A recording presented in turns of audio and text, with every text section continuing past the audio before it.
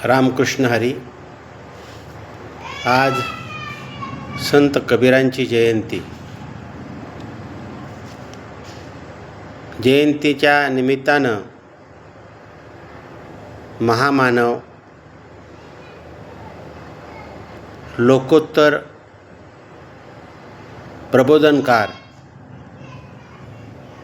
महान संत कबीरांच्या स्मृतीला विनम्र कोटी कोटी प्रणाम. पूर्वीच्या काळी असा समज होता की काशीला मरण आलं की माणसाचा उद्धार होतो, माणसाला पुण्य लाभतं, पुण्यवान माणसंच काशीमध्ये देह ठेवू शकतात. हा समज काशीतल्या काही पाखंडी लोकांनी पसरवला होता आणि आम जनता याला बळी पडत होती. लोकांना असं वाटायचं वृद्धापकाळ आला, अंतकाळ जवळ आला की काशीला जावं आणि तिथं देह ठेवला तर आपला उद्धार होईल, आपण स्वर्गाला जाऊ. काशीजवळच मगहर नावाचे एक गाव आहे. त्या गावी संत कबीरांचा जन्म झाला.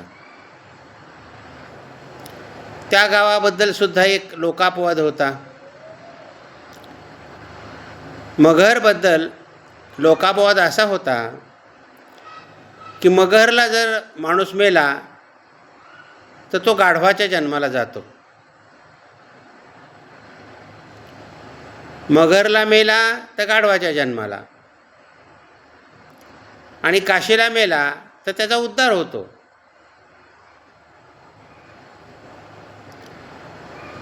आयुष्याच्या शेवटच्या काळी संत कबीर काशीला राहत होते. आयुष्यभर कबीरांनी पाखंड खंडन केलं, खरा धर्म लोकांना शिकवला, भ्रामक कल्पना नष्ट केल्या. लोकांना ज्या अडचणीच्या आहेत, ज्यामुळे लोक कर्मकांडात गुंततील, अशा भ्रामक कल्पना कबीरांनी नष्ट केल्या. आणि मग ही धादांत खोटी गोष्ट, भ्रामक गोष्ट जी लोकांच्या मनी मानसी ठसली होती, ती नष्ट करायची, तिचा बिमोड करायचा, ती लोकांतून गेली पाहिजे, यासाठी संत कबीरांनी राहत होते ते काशीला.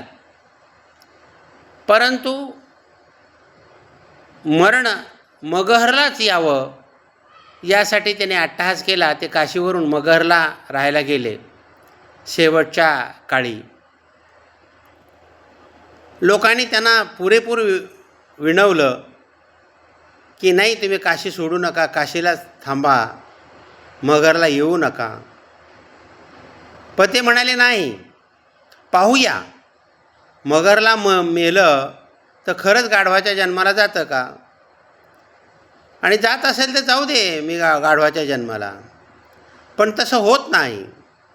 कुठं मरण्यानं माणूस गाढवाच्या जन्माला जातो आणि कुठं मरण्यानं त्याचा उद्धार होतो, या निखालच खोट्या गोष्टी आहेत. आणि म्हणून संत कबीरांनी मगहरला देह ठेवला, मगहरला मरण पत्करलं आणि लोकांना दाखवून दिलं की लोकांमध्ये जो भ्रम आहे, तो भ्रम आहे, तो खोटा आहे, ते निखालच खोटा आहे. संत कबीर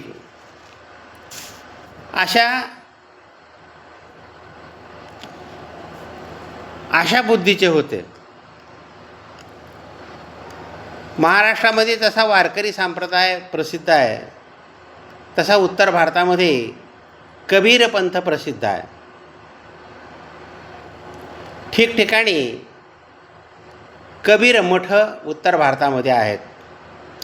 जसे महाराष्ट्रामध्ये वारकरी संप्रदायाचे मठ आहेत, तसेच उत्तर भारतामध्ये कबीर मठ आहेत. असे संत कबीर, या कबीरांचा जन्म ज्येष्ठ पौर्णिमेला इसवी सन 1398 साली मगर इथं झाला.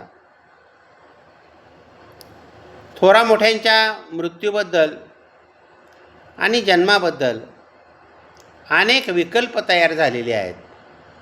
तसेच संत कबीरांच्याबद्दलसुद्धा विकल्प आहेत. संत कबीरांच्या जन्माबद्दल अनेक दंतकथा प्रसिद्ध आहेत.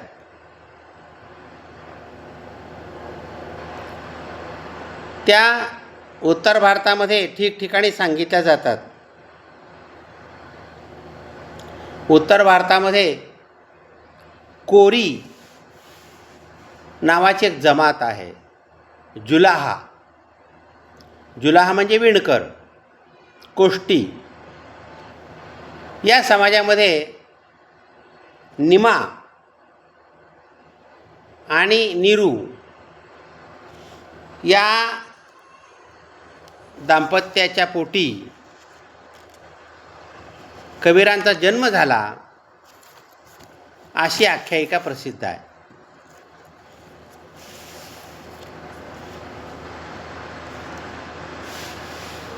बाळ जन्मलं, मोठं होऊ लागलं, त्याचे नाव ठेवायचं असं आईवडिलांच्या मनामध्ये आलं आणि नामकरण विधीचा समारंभ ठरला. निरो आणि निमा जुलाहा परिवारामध्ये असल्यामुळं आणि हा इस्लाम धर्मीय असल्यामुळं नामकरण विधीसाठी मुल्ला काझीला बोलावण्यात आलं. मुल्ला काझीनं कबीर हे नाव काढलं. फारशी कबीर या शब्दाचा अर्थ महान असा आहे. निमा आणि निरू मगरहून काशीला राहायला आले.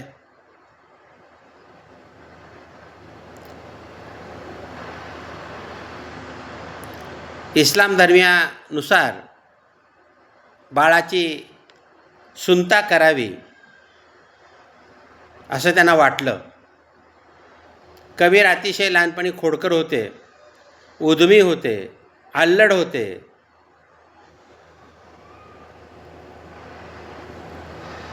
त्यांची सुनता करायची म्हणून मोठा समारंभ केला, मंडप टाकला, लोक जमा झाले. कबीराला नवे कपडे घालायला दिले आणि आईवडिलांनी सुद्धा नवे कपडे घातले, घरातल्यांनी नवे कपडे घातले. कबीराच्या हे लक्षात आलं, हे काहीतरी आपल्या घरामध्ये चाललेलं आहे.